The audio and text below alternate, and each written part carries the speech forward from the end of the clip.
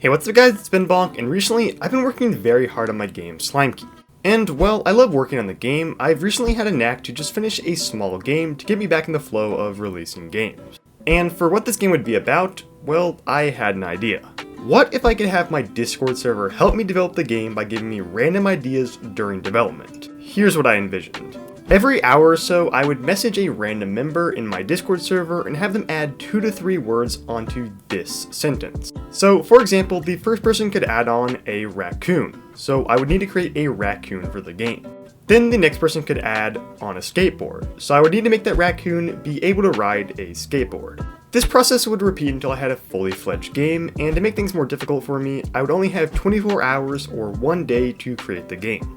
So to start off, I created a new Unity project and spent a bit of time setting up some of the basic folders and assets that I use in most of my projects. And with that done, it was time to figure out where to begin with this game. I started off the sentence with a game about and looked at my Discord server to find someone to message. Now, there are quite a few people in my server, and I didn't really know who I should message, so I just kind of went with the strategy of finding people who were online and who I thought had cool profile pictures. Eventually, I found this guy named Pricey Lamp who had this Patrick profile picture, and I mean, who doesn't love Patrick? So I simply messaged him, please add 2 to 3 words onto the end of the sentence, a game about, this is very important.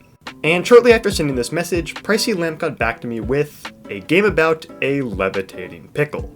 Well, okay then. I got to create a pickle, but before that I found this really cool color palette on LostSpec that I've been wanting to use for a while now and decided to use it for the game. Then into Aseprite I was, and I started drawing up a pickle to the best of my ability. After a few minutes I ended up with this, and yeah, I guess it sort of looks like a pickle, but I don't really know. Then I threw this pickle into Unity and started setting up some basic stuff. Mainly, we needed the pickle to actually levitate, so to do this, I wrote this simple chunk of code using the doTween library, which would simply move the pickle up, then down, and loop the sequence forever. And with that done, boom, we now had a levitating pickle. But I didn't really know what else I could do with this pickle, so I hopped back into Discord and found Argon with this cute dog profile picture. I asked him to add 2 to 3 words onto a game about a levitating pickle, and he got back to me with a game about a levitating pickle eating hot dogs. Okay, back into Aseprite I was, and I made this hot dog sprite. Now, don't ask me how this works from a biological standpoint, but because the pickle would be eating hot dogs, I figured I could use the hot dogs as a kind of score increaser for the game, like coins in Mario, for example. So, with a bit of new code, now the hot dog can fall and collide with the pickle, the player's score will increase by 1 and kind of flash in the background, and some particles will fly out. But before I continue with the video, I would like to thank the sponsor of this video, Salad. Salad is a compute sharing platform which allows people like yourself to redeem rewards by sharing your idle PC's power. If you own an RTX 3060 or better graphics card, you can become a Salad chef and earn between $40 to $200 in Salad balance per month by helping the world with massive computing projects like video rendering and AI production. So when you aren't doing anything, just start up the Salad app and your computer's hard work will be rewarded with games, gift cards, gaming hardware, and other loot. And don't worry, Salad utilizes your PC's resources in the same way a graphics-intensive game would. So if you want to check out Salad and get chopping, simply click on the link in the description to get started. Now, again, it was time to message another random member of my Discord, and I found Ken who had this sick animated Ori profile picture, so you know he's getting a message. Ken got back to me with a game about a levitating pickle eating hot dogs while shooting potatoes. I really didn't expect the game to be this consistently food-centered, but I was here for it. So back in Aseprite I was again, and I made this potato sprite. Although honestly, it really doesn't look too much like a potato. But whatever, inside of the pickle script, I simply added this chunk of code to get the pickle to be able to shoot potatoes. So now if I click the mouse button in game, we can shoot these potatoes straight ahead. It didn't look great, but I'd fulfilled the core sentence so far, so it's time to expand upon it yet again. This time we had Figgy Boy, who added on that we would be shooting these potatoes at bananas. He also wished me good luck on my journey, so thank you Figgy Boy. But in Aseprite I was again for like the millionth time, and I made this banana. And honestly, this banana looks amazing in my opinion. Like, maybe the potato and pickle aren't perfect, but don't tell me that's not an amazing pixel art banana. Anyways, I put this banana into Unity and did a bit of basic coding to give it a health system and decrease its health when the potato projectiles collide with it. I also expanded upon the shooting system and made it so the pickle could actually rotate 360 degrees and shoot at the mouse position. So now in game, our pickle friend can rotate around and destroy these bananas with its potatoes. And by this point, pretty much every suggestion thus far had to do with adding in a new food item to the game. But Zet in my Discord would change that by essentially saying, screw it, give the bananas machine guns.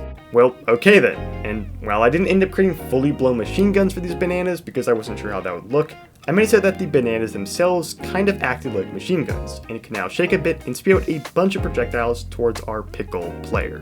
But moving on, Tailmo added that these bananas with machine guns would now be on ice cubes. So I made this ice cube sprite and just popped the banana on top of the ice cube. The player could still shoot at the banana and destroy it, but not the ice cubes themselves.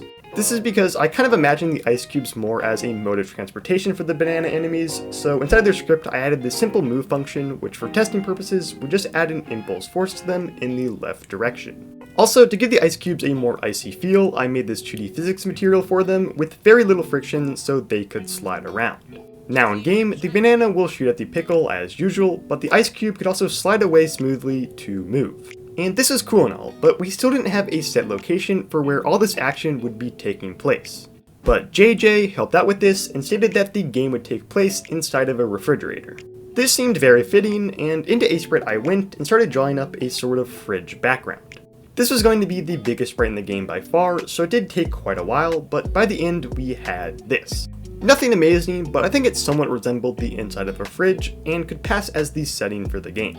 Now with this fridge set up in Unity, the game was really starting to come together, but I still had some more messaging to do, so Calm Guy in my Discord suggested that the game should have a carrot friend. I wasn't really sure how to interpret this, but regardless, I made this carrot sprite, and honestly, I just didn't really want to make a whole new carrot companion, so in my eyes, weapons are friends, so boom, the carrot is now the pickle's weapon companion, and can shoot potatoes out of it. And by this point, I felt as if I could keep on messaging people, but at the same time, I was starting to run out of time in the challenge, and was worried that I'd never be able to wrap up the game loop by simply adding on new suggestions each time. So instead of looking towards Discord again, I started turning this frenzy of food items into an actual game. First, I added this sort of grid movement system for the pickle, so it can smoothly move up, down, left, or right. Then it was time to get the ice cube banana enemies functioning. I created this sprite mask so these enemies can only be seen inside of the fridge, and created a simple enemy spawner script that would spawn these ice cubes at a random position while increasing the spawn rate over time. Now the game was really starting to feel like a game. We could move around, and the banana ice cube enemies would slide across the rungs of the fridge, occasionally shooting at the player.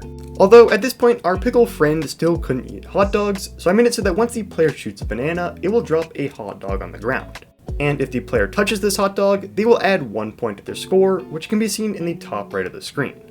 Then to wrap up the game loop, once the player gets hit by a banana projectile, I made this death screen pop-up that displays the player's high score and allows them to restart or visit the home screen.